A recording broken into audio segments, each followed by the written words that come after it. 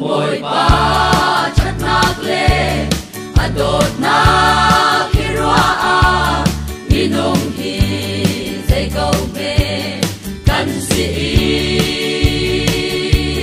nan ka kar anaten kan sual nak na ngai tiam sual man ti ding nun nak na kan be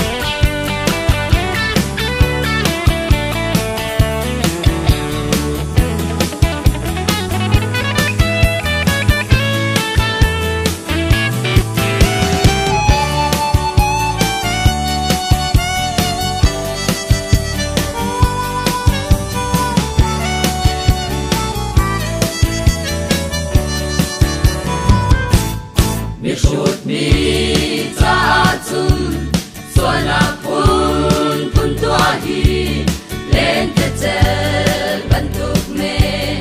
asi